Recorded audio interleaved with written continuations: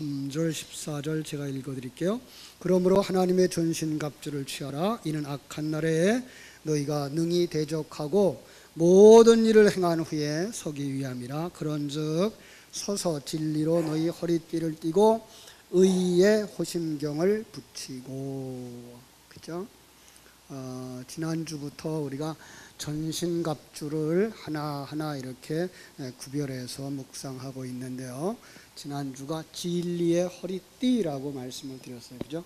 영적 싸움의 군사가 그 군복을 전체를 다 입고 가장 중요한 것이 바로 허리띠를 띠는, 그 진리로 허리띠를 띠지 않으면 치마 같은 군복이기 때문에 활동하는 데 불편함이 많았다. 활동할 수가 없었다 그랬어요. 그죠?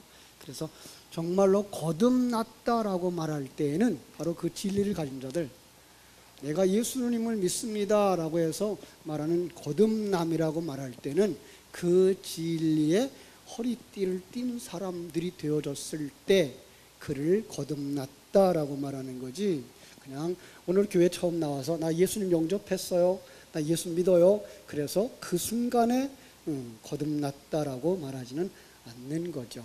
그죠? 그런데 우리는 너무나 쉽게 그렇게 이해해 와서 진리를 가지지 못하고도 거듭났다라고 생각을 해왔고 영적인 생활을 한다라고 생각을 해왔던 것이었습니다. 그런데 이 진리가 뭐라 그랬죠? 진리가 하나님을 아는 것 그랬어요. 하나님의 존재를 아는 것 굉장히 중요하죠. 그죠? 그 다음에 하나님께서 가진 하나님의 계획을 아는 것,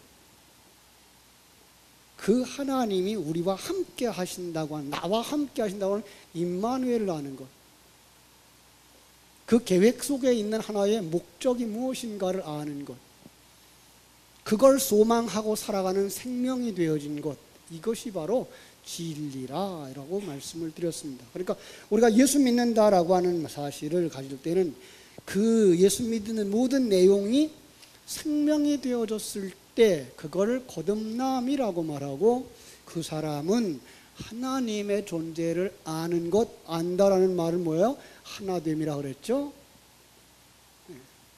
그러다 보면 그 계획 속에서 이미 그 하나님과 임마누엘을 누리는 것이고, 그러면 자기를 만드시는, 재창조하시는 하나님의 그 목적을 따라서 범사에 합력하여서 선을 이루는 완성이죠.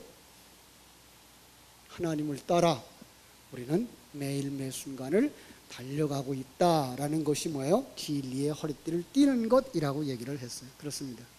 그러나 성도들은 이러한 생명을 가진 자들이 되어져야 그것을 뭐 할 수 있어요? 빛을 발할 수가 있는 것이에요. 그죠? 자, 오늘은 의의 흉배에 대해서 말씀드리려고 합니다. 의의 흉배. 이것은 이사야서 59장 17절에 나오는 의의 호심경이라는 말을 쓰고 있어요.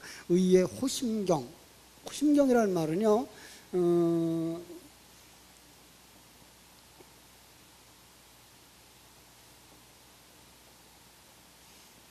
이렇게 써서 그 뭐예요? 그 심장을 보호하는 거울, 이렇게 되어 있어요. 호심경이라는 말은. 그 어떤, 제가 그 생각은 안 나는데 어떤 그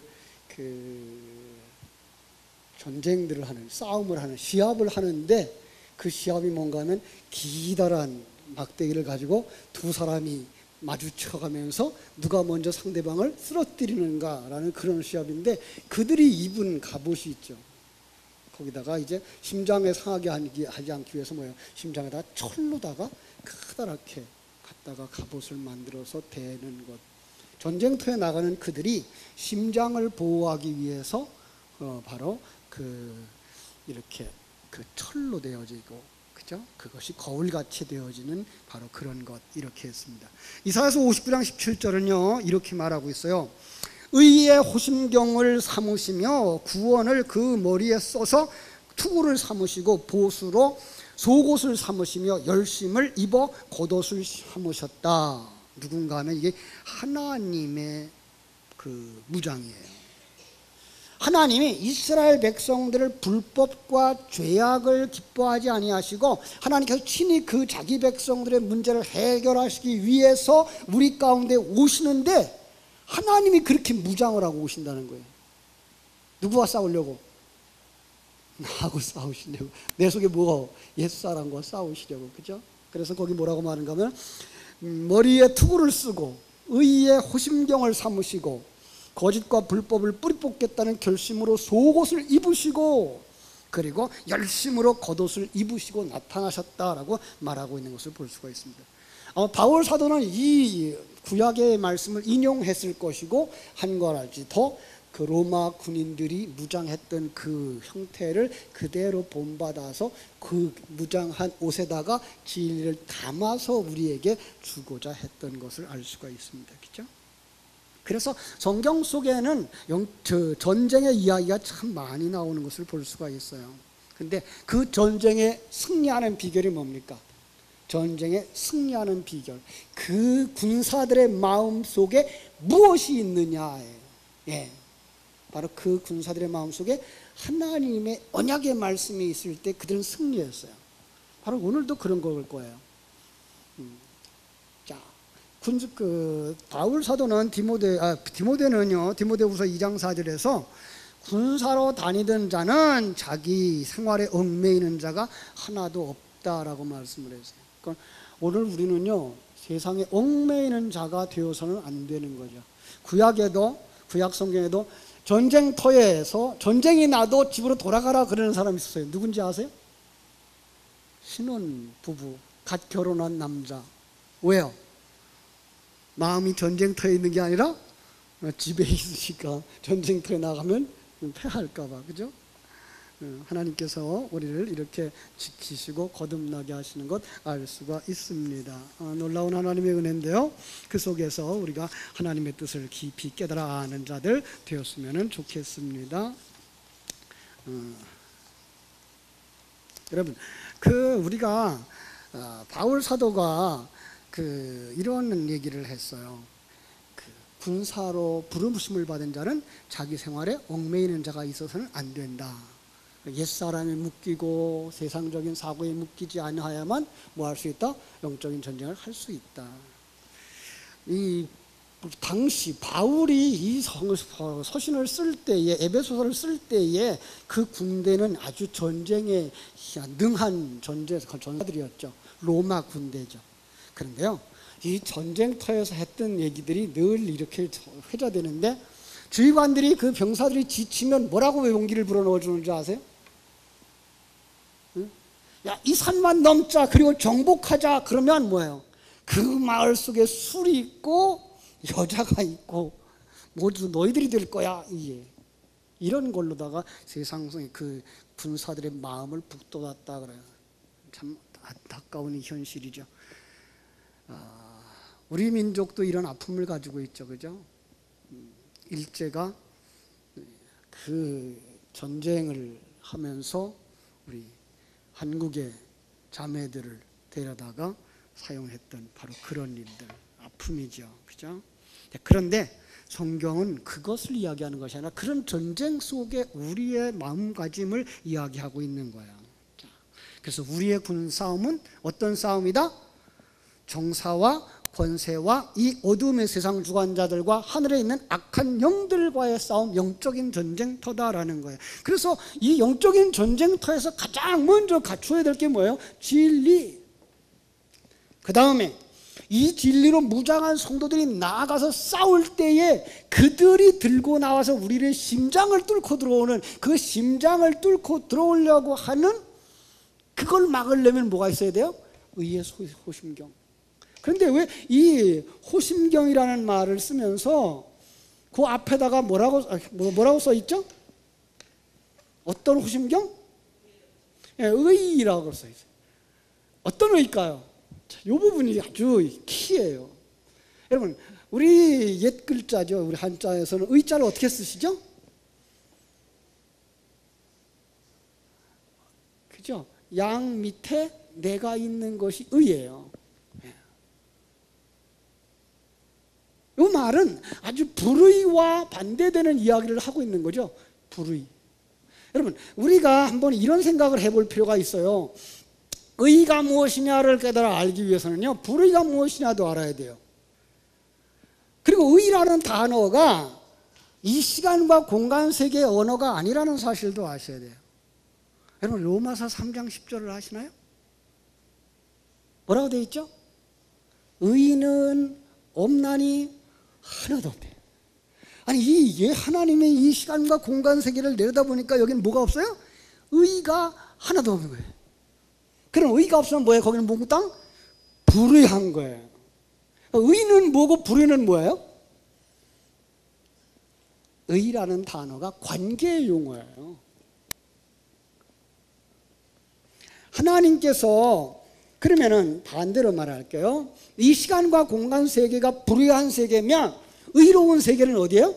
하나님의 세계. 예, 하나님은 의로우신 분이에요.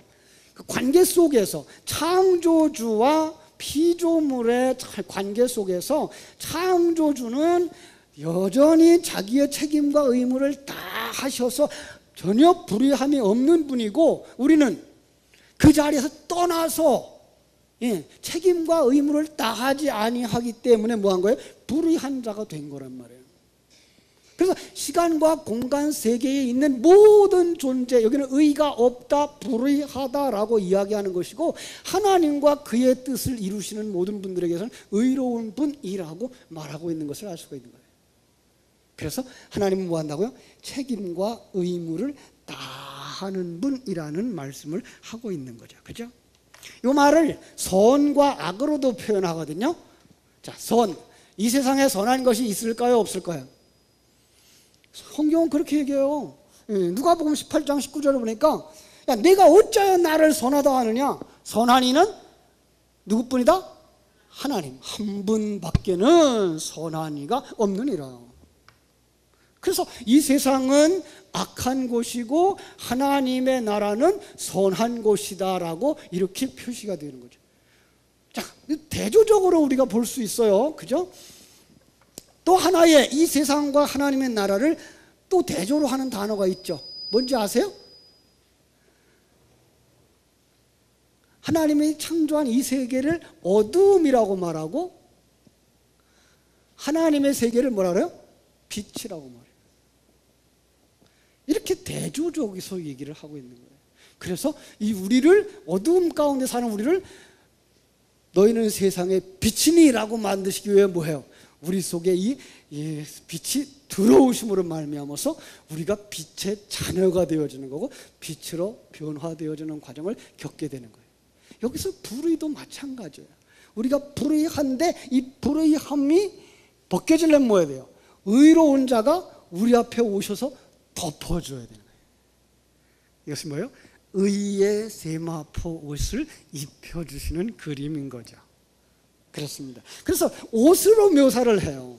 이 불의를 덮어주시는 것을 옷으로 묘사를 성경에 많이 했는데요, 그 대표적인 예가 누군가 하면 엘리야가 옷을 입었던 걸 하늘로 올라가면서 누구한테 주죠? 엘리사에게 주죠. 엘리사는 엘리야의 옷을 받아 입죠. 그죠? 그리고 그 옷으로 뭐예요? 강물을 치니까 강물이 갈라지는 역사가 일어나죠. 그렇죠? 그렇습니다. 바로 이것이 의인 거예요. 그래서 의를 뭐라고 말할 수 있다고요?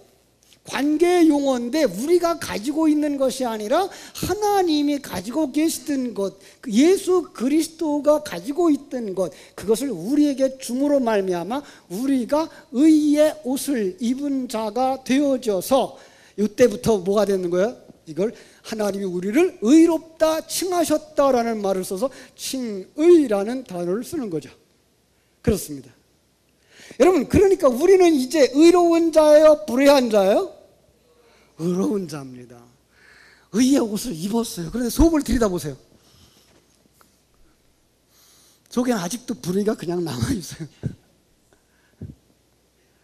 분명히 우리는 예수의 보혈 안에서, 예수님을 믿는 그 믿음 안에서 우리가 하나님 앞에 순종하는 자로, 하나님의 인도하심을 따라 살아가면서 나를 만드시는 재창조의 손길을 따라서 감으로 말미암아 이게 가장 좋은 거야, 감사해 라고 예배하는 시간에는 말해요.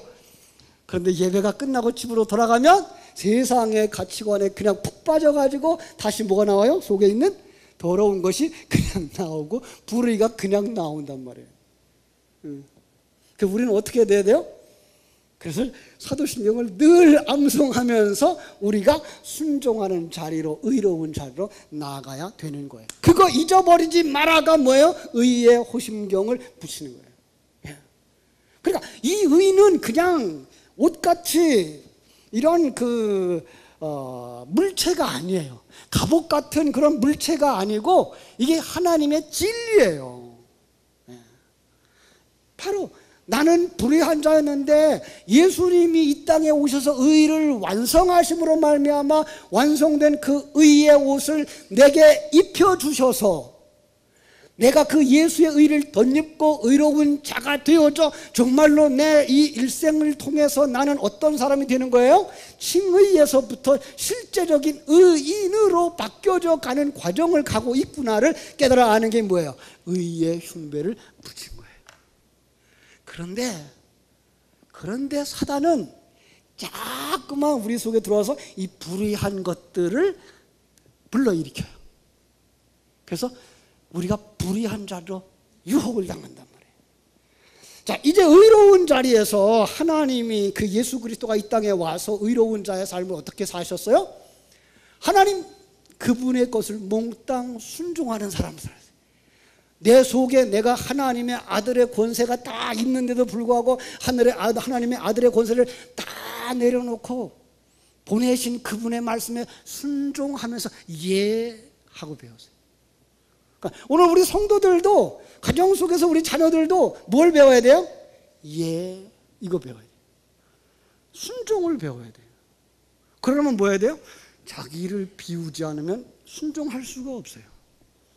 그러니까 하나님은 그 순종을 가르치기 위해서 가정 속에서 부부의 도리를 모여줘 주셨고 아내들에게 뭘 요구하셔요? 남편에게 뭐 하라고?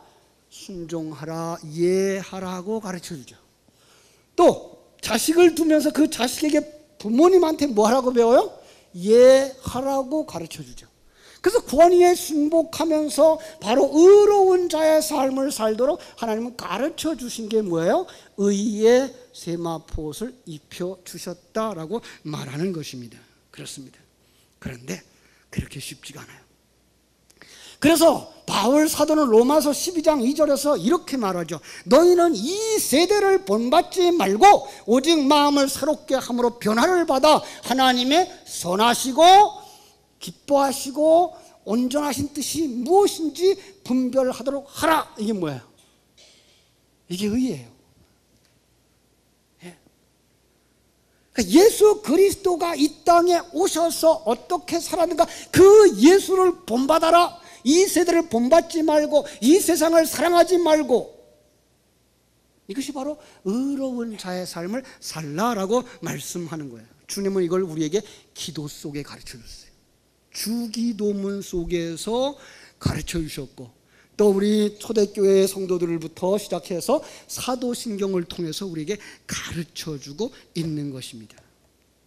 자, 그래서 우리는 그 과정을 겪으면서 변화되어져 가는 과정 속에 있다는 것 결코 잊으시면 안 됩니다. 그런데 불구하고 세상은 여전히 불의하여, 그리고 세상이 세력을 가져요. 그래서 성도들까지도 세상의 것에 눈을 돌리게 된단 말이에요. 시편에서 다윗은 이렇게 말하죠. 한번 시편 2편 2절 3절 한번 보시겠습니다. 시편 2편 2절 3절. 자, 같이 읽어요. 시작. 세상의 군왕들이 나서며 관원들이 서로 꾀하여 여호와와 그 기름 부음 받은 자를 대적하며 우리가 그 맨 것을 끊고 그 결복을 벗어버리자 하도다. 그러니까 이렇게 양 밑에 들어가서, 이거 어린 양이죠? 우리가 내가 그 안에서 순종하는 자로 살자. 그런데 세상은 어떻게 만든다고요? 왜 너는 그러고 살아? 언제부터 그랬어요? 에덴 동산에서부터. 왜 하나님을 왕으로 모시고 살아? 네가 왕 될 수 있어. 거기에 깜빡 속아 넘어가면 뭐가 되는 거야? 타락하는 게 되는 거예요. 여기도 지금 시편 2편 2절로 3절도 그러는 거예요. 세상 군왕들이 나서 관원들이 서로 꾀해서 뭐예요? 여호와와 그 기름 부음 받은 자를 대적하자. 그 의견에 불순종하자. 우리가 그가 묶어준 그 은혜의 끈을 끊어버리고 그 결박을, 사랑의 결박을 벗어버리자. 이런다고요. 그럼 뭐 하자는 거예요? 하나님 앞에 반역하자는 거예요. 하나님을 대적하자는 거예요. 우리끼리 모여서 우리들이 원하는 바를 만들어내자라고 생각을 하는 거죠. 여러분, 이게 다윗이 쓴 거예요. 다윗은요, 주전 1000년, 1000년도의 사람이에요. 그럼 지금부터 몇천 년 전? 3000년 전의 사람이에요. 그 당시에도 이렇게 했다면 지금은 더한 거죠. 그러니까 성경은 옛날이나 지금이나 모든 사람들 속에 일어나고 있는 영적인 전쟁을 이야기하고 있다는 것 여러분 아실 수가 있는 거예요. 그죠? 그래서 우리의 사명은 이 하나님의 의를 가지고 나가서 세상에 빛이 되어지고 세상에 소금이 되어지는 그 사명이에요. 그렇습니다. 그래서 우리의 소망은 보이는 누구와 싸움이 아니라 우리를 세상의 그 율례와 법도 세상적인 관점, 경쟁 구조 속으로 밀어넣는 그런 것들과의 싸움인 거예요. 그래서 그것들을 밟고 그 사단에 점령하는 영역을 밟고 그 위에 하나님의 의의 깃발을 드러내야 되는 거예요. 이게 우리의 사명이죠. 이것이 우리의 영적 싸움인 거예요. 바울 사도는요, 디모데후서 4장 7절로 8절에서 이 싸움을 이렇게 이겼다라고 말하고 있어요. 내가 선한 싸움을 싸우고 나의 달려갈 길을 마치고 믿음을 지켰으니 이제 후로는 나를 위하여 의의 면류관이 예비되어져 있다라고 말하고 있어요. 영적 군사로서 선한 싸움을 싸우고 달려갈 길을 다 달리고 믿음을 지켰어요. 그 믿음을 지키고 그 달려갈 길을 다 달릴 수 있었던 비결은 뭐예요? 나를 위하여 예비되어진 의의 면류관. 면류관 뭐라고 얘기했죠? 또 잊어버렸죠? 면류관은 그 하나되어짐이라고 그랬죠? 여기에 이렇게 엮여져 있는 거예요. 잎사귀들이 한 줄기에 묶여져 있는 거예요. 이게 면류관이에요. 조금 더 나아가면 이 모든 것들이 뭐가 되어져요? 포도송이가 되어지죠.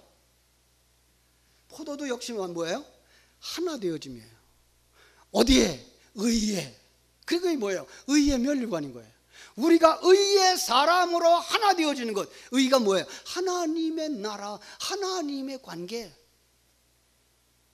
그 은혜를 입은 자가 된 것이, 그것이 의의 면류관, 그것을 삶의 목표로 삼고 달려갔다라고 말하고 있는 것을 우리는 볼 수 있는 거예요. 그렇습니다. 그래서 우리가 이 달려갈 길을 다 달리며 의의 면류관을 소망하는 사람들이 주님 앞에 설 때에 주님은 뭐라고 말할까요? 착하고 충성된 종아, 나와 함께 즐거움에 참여하자. 이거 말하는 거예요.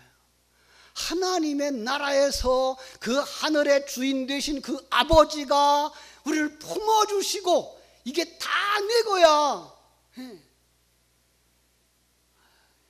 감각이 안 오죠. 너무 커서. 우리는 뭐만 감각이 와요? 빵이 남보다 요만큼 큰 거. 그것만 감각이 오지 이 하늘나라가 주어진다는 게 감각이 잘 안 와. 너무 커서. 그런데 그것들을 느낄 수 있는 삶의 현장이 오늘 우리가 살고 있는 이곳인 거예요. 그죠? 그래서 이 의의 면류관은 돈으로 환산해서 안 되고 이 의의 면류관은 어떤 세상의 물질로 환산해서도 안 되는 거예요. 이걸 그리고 가지고 나가는 것, 이게 신앙생활이에요. 그런데 이렇게 나가면 사단이 내버려 둘까요? 공격할까요? 공격하는 거예요. 사단은 계속해서 공격하는 거예요. 그죠? 그래서 성도들이 신앙생활 하다가 뭐에 빠져요? 시험에 빠지는 거예요. 사단이 뭐라 그럴까요? 야, 너 의의 흉배를 붙였구나. 대단하다. 그러고 있으면 좋을 텐데, 그 좋지만 그 너 인생의 즐거움과 바꿀 수 있어? 이러고 나오는 거죠. 세상의 즐거움과 바꿀 수 있어? 천국에 갈래? 세상에서 재밌게 살래? 사람들은 그러죠. 두 개 다. 그런 법은 없어요. 그죠? 한 종이 두 주인을 섬길 수 있다 없다? 없어요. 예. 그러니까 세상에서도 잘 되고 천국에서도 잘 되는 그런 일은 없어요. 이 말은 잘 먹고 잘 살고 건강하게 산다는 그런 얘기가 아니라 세상에서 자기 욕망대로 살고 천국에 가서도 자기 욕망대로 사는 것은 없다는 거예요. 누가 주인이 되어줘야 돼요? 하나님. 예. 이 세상에서 하나님이 주인 되어줘야 저 하늘나라에서 하나님이 주인 되어주는 거지. 이 세상에서 내가 주인 되어지면 누구예요? 그거는 천국 백성이 아니에요. 그러면 죽은 이후에 어디로 갈까요? 내가 주인 되어지는 곳에 가죠. 거기는 어디예요? 천국이에요? 지옥이에요? 지옥 가죠. 그죠? 사단은 이렇게 시험을 한다고요. 야, 너 예수 믿지 않았을 때 재밌는 일이 많았잖아. 응? 가만히 생각해 보세요. 여러분, 예수 믿기 전에 재밌었던 일들이 어떤 즐거움이었었나? 예. 다 그렇다고는 말할 수 없지만 그게 세속적인 거, 육신의 정욕이고 안목의 정욕이고 이상의 자랑, 그것에서 오는 즐거움이었던 거예요. 그러니까 예수 믿는 사람들이 해서는 안 될 것, 추구해서는 안 될 것, 하나님의 백성들이 그 추구해서는 안 될 것들에 거기서부터 나온 기쁨이었다고요. 하나님은 그거 원치 않으시는 거죠. 사단은 뭐라 그럴 거예요? 야, 인생은 즐기는 거야. 참 무서운 얘기입니다. 왜 그걸 포기하려고 그래? 누가 오는 거예요? 사단이에요. 여러분, 이렇게 사단이 공격해 올 때 여러분은 의의 호심경을 가지고 막아야 됩니다. 하나님이 주신 것이 좋은 거야. 우리 같이 한번 합시다. 하나님이 주신 것이 좋은 거야. 지금 내 삶이 좋은 거야. 하나님은 지금 나를 만드시고 계신 거야. 예, 그것이 의의 호심경이에요. 나는 하나님의 의, 예수 그리스도 안에 있을 때의 의로운 자가 되어진다는 이 확실한 믿음을 가지고 악한 마귀 권세를 물리치고, 그죠? 주님 앞에 순종하면서 의의 세마포 옷을 입고 마지막까지 살아갈 때 우리가 의로운 자 되어져 모든 것 앞에서 하나님의 뜻이면 아멘 할 수 있는 사람 되어지기를 주님의 이름으로 축원합니다. 기도하겠습니다.